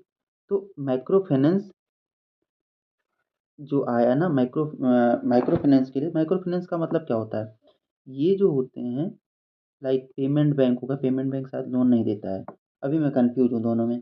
कौन सा है, स्मॉल फाइनेंशियल बैंक में और पेमेंट बैंक में, क्योंकि इनको बार बार रखना पड़ता है। तो बिना देखे सारी चीज़ें नहीं बता सकता हूँ, इसीलिए मैं आपको इनके बारे में बहुत डिटेल्स नहीं दे रहा हूँ दोनों के, स्मॉल बैंक या पेमेंट बैंक के बारे में। बस स्टार्टिंग पॉइंट जो है वही बता देता हूँ, इनके अंदर के फीचर्स क्या क्या होते हैं। लाइक ये लोन देते हैं, क्रेडिट कार्ड शायद पेटीएम पेमेंट बैंक जो होता है वो क्रेडिट कार्ड नहीं देता है लेकिन डेबिट कार्ड देता है। स्मॉल बैंक भी डेबिट कार्ड देता है, लेकिन स्मॉल बैंक लोन भी देता है। जो पेमेंट बैंक होता है लोन नहीं देता है। तो इसको सीआरआर एसएलआर दोनों मैनेज करना पड़ता है, उसको केवल एसएलआर मैनेज करना पड़ता है, ऐसी चीज़ें हैं जो मुझे पूरे भी याद नहीं है, तो इसलिए मैं आपको यहाँ पे नहीं बताने वाला हूँ। बस इतना बता दिया कि एनबीएफसी का मतलब हो गया कि नॉन बैंकिंग, और माइक्रो फाइनेंस का मतलब होता है आप 2 लाख, 4 लाख, 10 लाख, 20 लाख तक करोगे, ठीक। ये नहीं आप 500 करोड़ किसी को दे रहे हो, वो कौन मेहता है, हर्षद मेहता के तरीके, ठीक। ऐसे आप पैसे नहीं दे सकते हैं, वो एसबीआई ही कर सकता है। ये है, तो इसका कॉन्सेप्ट कौन ले आया था ये मैंने आपको बता दिया। ये इसका काम क्या होता है, तो इसको प्रमोट कैसे किया जा रहा है। तो आपने देखा होगा यूनियन बजट जो 2024 में, पहले 2015 के आसपास प्रधानमंत्री मुद्रा योजना आई थी। हाँ, 2015 में आई थी। तो उस टाइम पे क्या किया गया था कि 10 लाख तक का लोन आप माइक्रो फाइनेंस से ले सकते हैं, ठीक। लेकिन अब उसको क्या किया गया, 20 लाख तक का, और किससे, प्रधानमंत्री मुद्रा योजना के तहत। अब उसमें आपको क्या इंटरेस्ट सबवेंशन मिलता है, क्या चीज़ें मिलती है, आप स्कीम के अंदर जानोगे, ठीक। लेकिन अगर स्कीम है तो बेसिकली ये बैंक से तो अच्छी ही होगी, तभी तो गवर्नमेंट ले आई है प्रमोट करने के लिए।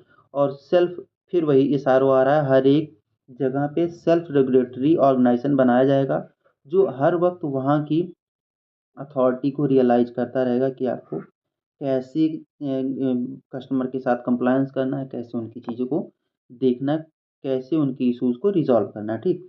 SHG bank linkage programme NABARD ने 1992 में ये स्टार्ट किया था, ठीक। सेल्फ हेल्प ग्रुप, बैंक को बैंक से लिंक करने का प्रोग्राम है, ठीक। ये 1992 में किया गया था, और लार्जेस्ट माइक्रो फाइनेंस प्रोग्राम है। एसएचजी क्या होता है ना, कुछ लोग मिलते हैं, 8-10 लोग मिलके एक सेल्फ हेल्प ग्रुप बनाते हैं, वो खुद को ही फाइनेंसिंग करते रहते हैं, ठीक। लेकिन फिर गवर्नमेंट को लगा कि मान लो 10 लोग हैं, सपोज करें 1, 2, 3, 4, 5, 6 कुछ ऐसे लोग हैं, इसने इसको 10 लाख रुपए, 100 रुपये दिए, ठीक है, वापस कर दिया। और सब लोगों ने मिलके इनको 200 रुपये दे दिए बाद में, फिर सब लोगों ने मिलके किसी को 10 लाख दे दिया, अभी वापस ही नहीं कर पा रहा है। तो गवर्नमेंट को लगा नहीं, इसको कुछ ऐसा करना पड़ेगा जिससे ये रेगुलेट हो। तो अभी के लिए सेल्फ हेल्प ग्रुप का जो बैंक लिंकेज है वही अभी तक का largest micro finance, one of the largest micro finance programme चलाता है, ठीक। ये सारी चीज़ें हो गई। अब इसके बाद फिर नॉन बैंकिंग फाइनेंशियल कंपनीज क्या होती है, वही मैंने आपको बताया।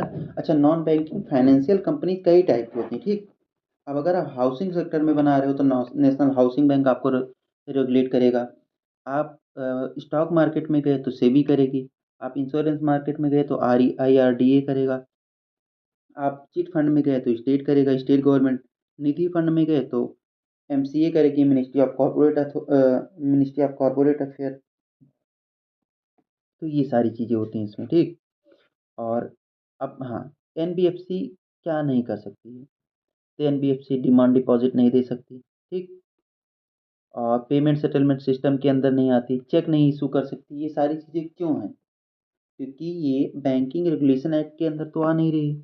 और बैंकिंग रेगुलेशन एक्ट के अंदर नहीं आ रही 1949 के, तो जो डीआईसीजीसी देता है 5 लाख तक का आपको इंश्योरेंस, कि 5 लाख मैक्सिमम अमाउंट जो भी आप डिपॉजिट करोगे किसी बैंक में वो वापस करेंगे, तो इसको नहीं दे रहा है। और जब इसको नहीं दे रहा है मतलब इसकी जो क्वालिटी हो गई, एक हिसाब से क्वालिटी आप बोल सकते हो अदर बैंक के कंपैरिजन में, तो वो कम हो गई। तो हम और आप इसमें demand deposit, PS payment settlement system के अंदर नहीं आ रहा, तो डिमांड डिपॉजिट वगैरह कैसे इशू करेगा। हम डिपॉजिट करेंगे अपनी गारंटी पे, क्योंकि ये हमें इंटरेस्ट रेट बैंक की, सपोज करो बैंक 10% दे रहा है तो ये बोलेगा 15% को हमारे यहाँ ले आओ, डिपॉजिट करो, ठीक। ऐसी चीज़ें होती हैं। तो उसमें क्या होता है, एनबीएफसी में जो ये सेविंग अकाउंट होता है ये चीज़ें नहीं होती, आप उसमें एफडी आरडी कर सकते हो, ठीक। जिस पे आपको अच्छा रिटर्न मिले, और चला गया तो चला भी गया ये। अब एनबीएफसी का स्केल बेस्ड रेगुलेशन, वही सारी चीज़ें 100 करोड़, 1000 करोड़, ये सब है। अब पी टू पी लेंडिंग क्या होता है, ठीक, एक समझ लो। पीयर टू पीयर लेंडिंग क्या होता है, दो इंडिविजुअल एक दूसरे को लेंड कर रहे हैं, ठीक। और कैसे करते हैं, पी टू पी लेंडिंग क्या होता है, आपने नए नए धोनी ओनी जैसे कुछ ऐप आए हैं, ठीक। वहाँ से आप लोन लेते हो, ठीक, डिजिटल प्लेटफॉर्म से। अब उसको कौन रेगुलेट करेगा, कोई तो होना चाहिए। तो एनबीएफसी को इसकी रेगुलेशन के लिए लाया गया कि NBFC P to P lending platform का एक इंटरमीडियरी बनेगा, ठीक। जो आप सपोज करो कोई ले आया है एक प्लेटफॉर्म बना के, उस पे डाल दिया ऑनलाइन, आप वहाँ से ले रहे हो, ना आपको पता है कि कौन दे रहा है, ना उसको पता है कौन ले रहा है, ठीक। बाद में ये सारा जब आपके मोबाइल पे लेता है, तो बहुत सारे ऐसे केसेस आए कि आपका डेटा आपको अलाउ करना होता है हर चीज़। अब वो बाद में ना आपको वार्न करते हैं, पहले पैसे दो, नहीं तो फिर ब्लैकमेल करते हैं आपके मोबाइल से डेटा निकाल के। ये सारी दिक्कतें हो रही थी, और कई ऐसे ऐप हैं, मैं आपको नाम बता सकता हूँ क्योंकि ये द हिंदू न्यूज़पेपर में आया हुआ था, ठीक। तो इंटरमीडिएरी तो कोई होना चाहिए ना, तो इसके लिए एनबीएफसी को लाया गया है, ठीक। कि अब ये करेगी आप जो पीयर टू पीयर लेंडिंग होती है, आरबीआई ने बोला, ठीक। तो इतना आप समझ लो, बस इससे ज़्यादा इसमें कुछ आएगा नहीं। नॉन परफॉर्मिंग एसेट मैंने पहले आपको बता दिया, तो ये आर्टिकल पढ़ाने की ज़रूरत है नहीं। By annual financial stability report भी कौन ले आता है, तो आरबीआई ले आता है, ये इतना आपको याद रखना है बस, इससे ज़्यादा कुछ नहीं याद रखना है। और फाइनेंशियल स्टेबिलिटी डेवलपमेंट काउंसिल होता है, ठीक। एक होता है एफएसडीसी, इसको फाइनेंस मिनिस्टर चेयर करते हैं, ठीक। 2010 में आया था। और एक जी20 का एक होता है कुछ स्टेबिलिटी काउंसिल कुछ करके, फाइनेंशियल स्टेबिलिटी काउंसिल कुछ करके, ये जी20 में होता है। तो दोनों से कंफ्यूज मत करना आप, आपको ये रटने की ज़रूरत नहीं कि इसमें कौन कौन और आता है, बस चेयरमैन इसके फाइनेंस मिनिस्टर होते हैं, बस आपको इतना ही याद रखना है, ठीक। ये आपके एनपीए और ग्रॉस एनपीए सारी चीज़ों को ध्यान में रख के बैंक में क्या क्या सिस्टम नए लाने चाहिए, कैसे रेगुलेट करना चाहिए, इन सारी चीज़ों पे बातें करता है, ठीक। जो मैंने आपको पहले पढ़ाया था वहाँ पे कुछ भूल गया हूँ, कोई गलत हो गया हो, तो आप यहाँ से पढ़ लेना, ठीक। अब एक आता है कि एनपीए को वापस कैसे लिया जाए, सपोज करो कोई, देखो, एनपीए कभी ये मत सोचना कि आप हो एनपीए में, ठीक। हो सकता है कभी कभी आता है कि फार्मर्स का कुछ है, लेकिन एक आर्टिकल आया था, रिपोर्ट थी शायद गवर्नमेंट की, कि उसमें जो मैक्सिमम एनपीए जाता है ना, जो आप बड़ी एंटिटी को देते हैं, जो कॉमर्शियल चीज़ें स्टार्ट करते हैं, ये आप इनसे नहीं आता है कि आप फार्मर से हो गया, किसी आप नॉर्मल पर्सन को दे दिया आपने जो एंटिटी नहीं है, हाउसिंग लोन वगैरह टाइप का, इन सब से नहीं आता है। जहाँ आप 100 करोड़, 50 करोड़, 10 करोड़ ऐसे लोन देते हो ना, उनसे आपको जो इंटरेस्ट है वो नहीं आता है, तो इस टाइप से आपका जो प्रिंसिपल अमाउंट है वो भी फंस जाता है। तो एनपीए को कैसे रिजॉल्व किया जाए, तो दो रिपोर्ट आई थी, ठीक। नरसिम्हन कमेटी की एक रिपोर्ट आई थी 1991-2 के आसपास, दूसरी 1997-8 के आसपास आई थी कुछ, या 899 के आसपास आई, ऐसे कुछ आई थी, ठीक। आपको ये पढ़ना बहुत जरूरी है। इसमें सरफाइसी एक्ट उन्होंने बताया था, SARFAESI एक्ट 2002, इसमें इन्होंने बोला था कि आपको एक बैड लोन का कॉन्सेप्ट लाना चाहिए, ठीक। जो असेट रिकंस्ट्रक्शन कंपनीज लानी चाहिए। असेट रिकंस्ट्रक्शन कंपनीज क्या होती हैं, या bad loan, bad bank, sorry, bad bank का कॉन्सेप्ट आता है, ठीक।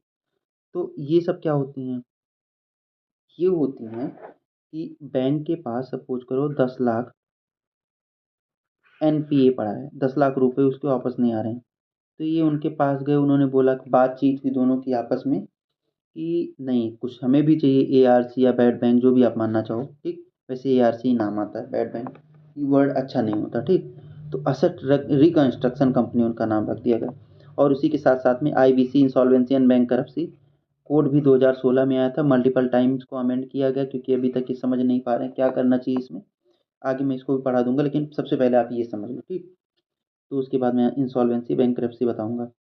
तो ये हो गया आपका। अब 10 लाख था, एआरसी आपने बनाई, अब उसको ये नहीं पता चल रहा है फायदा उसको कहाँ से होगा, आप सोचो। तो ये 10 लाख का कुछ बोलेगा नहीं, 9 लाख, 9 लाख आपको वापस करूंगा, आपको ये मान लेना कि आपके 10 लाख वापस आ गए, क्योंकि कुछ तो उसको पैसा चाहिए, या फिर उसके लिए आप उसको पे करो।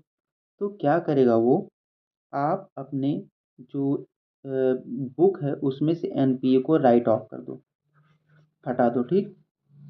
आपने इसको ट्रांसफ़र कर दिया असेट रिकंस्ट्रक्शन कंपनी को। वो क्या करेगी, जो सिक्योरिटी मिली थी उसको कुछ यूज करके कुछ नया बना के ज़्यादा पैसे पे बेचेगी, या जो सिक्योरिटी आप किसी ने रखी थी सामने वाले ने उसको पता चला सिक्योरिटी जो रखते हैं ना, सपोज करो एक इमूवेबल प्रॉपर्टी है, उसकी सिक्योरिटी आपके पास रख दी, और फ्रॉड करके किसी दूसरे को बेच दिया, और जब बिक गई ना वो, आप उसको कैसे वापस लेने वाले हो, आप सिक्योरिटी भी गई। तो ये होता है बिल्कुल डिफ़ॉल्टर का कॉन्सेप्ट। बिल्कुल डिफ़ॉल्टर 3-4 कॉन्सेप्ट मैं आपको एक साथ घुमा घुमा के बता रहा हूँ। तो जब आपके पास पैसे हों और वापस ना कर रहे हो आप बैंक को, तो एक बिल्कुल डिफ़ॉल्टर हो गया। आपने सिक्योरिटी रखी वो वापस आपने बेच दी, ये बिल्कुल डिफ़ॉल्टर हो गया। आप गलती से आपके पास पैसे आए थे, आपने ऐसी जगह लगाए कि वो काम किया नहीं, ये विलफुल डिफ़ॉल्टर का कॉन्सेप्ट नहीं होता है, ठीक? तो जो विलफुल डिफ़ॉल्टर होता है वो उसका थोड़ा-सा और आगे बता देता हूँ, किसी कंपनी में जाके आगे मैनेजर या डायरेक्टर कुछ नहीं बन सकता, ये गवर्नमेंट का रूल है, ठीक? आगे 5 साल 10 सालों के लिए जब तक उसकी इमेज रीबिल्ड ना हो जाए। तो एआरसी का यही काम है कि ये बैंक से उनके एनपीए यानी लोन्स को जो अभी मार्केट में पड़े हैं उनको लेती है, कहती है कि ये अब हमारा हुआ और हम आपको पैसे इसके वापस करेंगे। एक अमाउंट तय होता है कि 90% 80% इसका हम वापस करेंगे, और फिर वो पुलिस प्रशासन सारी चीज़ों का यूज करके ये काम करती है, ठीक। अब एक आता है कॉन्सेप्ट को लैंडिंग का, जल्दी से मैं आपको बता देता हूँ को लैंडिंग क्या होती है। वीडियो में सोचा नहीं था इतना बड़ा होगा, लेकिन बहुत बड़ा हो जा रहा है ये वीडियो। तो को लैंडिंग का मतलब होता है जहाँ पे बैंक बैंक और एनबीएफसी दोनों साथ मिलके और मतलब लोन देते हैं, ठीक। तो दोनों जब मिलके लोन देते हैं, अब इसमें सोच रहे हो कि आप बैंक के पास तो बहुत पैसे हैं, तो वो ये सारी चीज़ें क्यों करता है? और एनबीएफसी तो ज़्यादा इंटरेस्ट देता है, बैंक कम देता है, तो एनबीएफसी क्यों इनके साथ आ रहा है? तो क्योंकि एनबीएफसी जो है वो इंटरेस्ट ज़्यादा देता है, तो कस्टमर भी आने लगते हैं ना। और आप बैंक हो और ऊपर एनबीएफसी है, 100 रुपये आपको लोन देना, तो बैंक के पास ज़्यादा पैसे, वो बोलेगा 80 मैं लगाऊंगा, 20 आप लगाओ। बैंक को क्या मिला? बैंक को एनबीएफसी वाले कस्टमर मिल गए। एनबीएफसी को क्या मिला? उसके पास 100 रुपये थे नहीं, तो 80 इनसे ले लिया। अब पता चला 100 के 120 बने, तो उसका कुछ 8% मतलब 80% इनके पास गया, तो 20 का कुछ 80% 16 रुपये होगा, ठीक। तो 4 रुपये एनबीएफसी को मिले, 16 रुपये उसको मिले। अब आप सोच रहे हो कि 4 ही तो मिला। अरे भैया कुछ भी नहीं मिलने वाला था, क्योंकि 100 तो थे नहीं सामने वाले के पास, तो लोन देता कैसे? तो कुछ भी नहीं मिलने वाला था, ठीक। तो ये चीज़ें हैं। और शायद मुझे लग रहा है कि वीडियो काफ़ी बड़ा हो रहा है ये, और इतना टाइम तो शायद पढ़ने में भी नहीं लगता होगा इसको, लेकिन मैं कोशिश यही कर रहा हूँ कि एक-एक टॉपिक आपको समझा दूँ अच्छे से। अगर आपके कमेंट आएगा तो अगला जो सेक्शन होगा इस वीडियो का, मैं बहुत जल्दी-जल्दी पढ़ा दूँगा। ये अंदर की चीज़ें डिस्कस नहीं करूँगा। बिल्कुल डिफ़ॉल्टर मैंने आपको पहले बता दिया, यहाँ से आप पढ़ लेना, ठीक। मैंने की कॉन्सेप्ट उसका क्या होता है वो बता दिया। और इंटर क्रेडिटर एग्रीमेंट क्या होता है? इंटर क्रेडिटर एग्रीमेंट जो होता है ना, उसमें क्या होता है कि 2 क्रेडिटर के बीच में एक एग्रीमेंट होगा, ठीक? कि कैसे जो हमारा रिस्क होगा उसको हम कवर अप कैसे करेंगे, ठीक? तो ये सारी चीज़ें आप इसके अंदर की चीज़ें पढ़ लेना, मुझे इतना इम्पोर्टेंट कुछ लग नहीं रहा है। और अगर आप कमेंट करोगे तो अगले सेक्शन में मैं इसको जोड़ दूँगा, ठीक? इंसॉल्वेंसी बैंकरप्सी मैंने आपको अभी थोड़ी देर पहले बताया था। इंसॉल्वेंट और बैंकरप्ट में क्या अंतर होता है? बैंक ने आपको 100 रुपये दिए, आपने ऐसी जगह लगाया कि आपको लग रहा है कि वापस नहीं वाले हैं आने वाले हैं, ठीक। लेकिन जब आपने प्रोसेस स्टार्ट कर दिया कि मैं इंसॉल्वेंट हो चुका हूँ, तो उसको कहते हैं बैंकरप्ट, ठीक। अब इसमें भी आईबीसी जब आया तो दो बने थे, एक एनसीएलटी बना था, हैं, और दूसरा बना था कुछ डीआरए करके, तो हाँ, डीआरटी, एनसीएलटी नेशनल कंपनी, ये कॉरपोरेशन को, जैसे कोई बड़ी कॉरपोरेशन है जिसने पैसे लिए थे, आपने एक नाम मुझे, लॉर्सन एंड टूब्रो शायद बीच में आया था, हाँ, कुछ दिन पहले न्यूज़ में था, 2-3 साल पहले। तो वो डिफ़ॉल्ट कर रहा था कहीं पे, तो ऐसी चीज़ों को एनसीएलटी मैनेज करता है। और ये प्रोसेस आपको, जैसे उन्होंने बताया आपको कि नहीं अब हम पैसे वापस नहीं कर पा रहे हैं, या बैंक ने जिसने उन्हें क्रेडिट किया था, जिसने उन्हें लोन दिया था, वो जाके कह रहा है कि इंसॉल्वेंसी और बैंक्रप्सी का प्रोसेस स्टार्ट करो अब, क्योंकि वो पैसे नहीं स्टार्ट दे रहे हैं हमें, ठीक। तो ये मैटर कौन हेल्प करता है? एनसीएलटी, ठीक। लेकिन जब एक इंडिविजुअल है, कोई पार्टनरशिप कंपनी छोटी सी हो, पार्टनरशिप हो दो लोग तो 3 लोगों की, क्योंकि बड़ी कंपनी की पार्टनरशिप नहीं होती है, वो कॉरपोरेशन बन जाता है, ठीक। तो उसको डेब्ट रिकवरी ट्रिब्यूनल हेल्ड करता है, ठीक। लेकिन अब पहला वाला मामला बड़ा है, तो उसमें 2023 या 24 में, शायद 23 में, गवर्नमेंट ने अमेंड करके कहा कि 180 दिन से आपको इसको 330 दिन में ये मैटर सॉल्व करना है, इंसॉल्वेंसी वाला, ठीक। और कैसे भी करके आईबीसी का सिंपल सा मतलब होता है कि कोई कंपनी है बहुत दिनों तक मार्केट में पड़ी रहेगी बैंकरप्ट टाइप की, तो फिर इमेज डाउन होती है, फॉरेन इन्वेस्टर्स कम आते हैं, ये सारी चीज़ें होती हैं। तो बैंक गवर्नमेंट ने कहा कि नहीं, जल्दी जल्दी इन चीज़ों को ख़त्म करो। और कंपनी को क्या चाहिए, उसके पास अगर पैसे नहीं है तो आप उसको, उसकी जो प्रॉपर्टी है उसको ले लो, और फिर जो ऑनर होगा, रेगुलेटर होगा, उसका ऑनर होगा, या जो कंपनी चलाएगा वो बैंक हो सकता है, या बैंक जिसको देना चाहे, या जो क्रेडिटर है वो जिसको देना चाहे वो करेगा, लेकिन उस कंपनी को आगे बढ़ाएगा। ऐसा नहीं कंपनी डूब जाए। ठीक, कंपनी का नाम फिर से चलना चाहिए, ऑनर चेंज होना चाहिए। डीआरटी में भी सेम चीज़ होती है, बस इसको थोड़ा सा कम दिन कर दिया गया। ठीक, 180 दिन में ही आपको करना है। अब एक नया फंडा आया है, ठीक, मार्केट में, वो आपको मैं पढ़ा देता हूँ। ये इंसॉल्वेंसी बैंकरप्सी कॉर्पोरेट अफेयर के अंदर आता है। ये चीज़ें लिखी हुई हैं, सिंपल सी, आपको केवल पढ़ना है। Pre package insolvency resolution process आया था। ठीक, इसमें क्या था कि कम से कम तो आप 10 लाख डिफॉल्ट कर रहे हो। अब इसमें क्या है कि मान लो कोई क्रेडिटर है जिसने आपको लोन दिया, 3 लोग मिलके लोन दिए हैं आपको, ठीक, 1 लाख रुपए दिए हैं। अब आपको अभी लगा कि नहीं, 1 लाख में इनके लौटा नहीं पाऊंगा, तो आप गए क्रेडिटर के पास, बात की कि बैड इमेज क्रिएट ना हो। उनमें से 2 लोगों ने कहा नहीं, आपको स्टार्ट कर देना चाहिए प्रोसेस, नहीं तो हमारा पैसा डूब जाएगा। आपने आईबीसी इंसॉल्वेंसी का प्रोसेस स्टार्ट कर दिया, आप डीआरटी के पास चले गए। तो ये मामला क्या हुआ, 120 दिन में रिजॉल्व होना चाहिए। अब इसमें फ़ायदा क्या है, फ़ायदा ये होता है कि एक तो प्री पैकेज्ड है, अगर इंसॉल्वेंट होता हूँ मैं तो आपको कितने वापस करने वाला हूँ, ये कुछ होता है। ठीक, और दूसरा एक इमेज अच्छी बनी रहती है कि आप पहले चले गए, तो इसका मतलब आपके अंदर एक अच्छी क्वालिटी है लीडरशिप की। ठीक, कि अभी आप उस कंपनी को रन करना चाहते हो, भले ही आप इंसॉल्वेंट हो गए। ठीक, आप अभी उस कंपनी को रन करना चाहते हो कैसे भी करके, कुछ ये जो क्रेडिटर्स हैं वो कुछ और पैसा आपको दे दें जिसके थ्रू आप कंपनी को बूम कर सको, आगे थोड़ा प्रॉफिट मार्जिन बना सको उसका। ऐसी कुछ चीज़ें, इंटरनल मैटर जो होता है उनका होता है, इससे इनकी इमेज अच्छी बनी रहती है। साथ में वो जो कंपनी है आपकी, वो आपके हाथ से नहीं जाती, ओनरशिप सेम रहती है उन्हीं की। ठीक, ये, इसके बाद असेट रिकंस्ट्रक्शन कंपनी मैंने आपको पहले ही बता दिया है, अंदर की क्या बातें हैं इसमें आप ये सब पढ़ लेना। ठीक, ये इसका सिग्निफिकेंस क्या होता है, वही सारी चीज़ें मैंने आपको जो बताया था कि बैंक के पास से एनपीए जब हट गया तो बैंक तो अच्छा परफॉर्म करने लगा।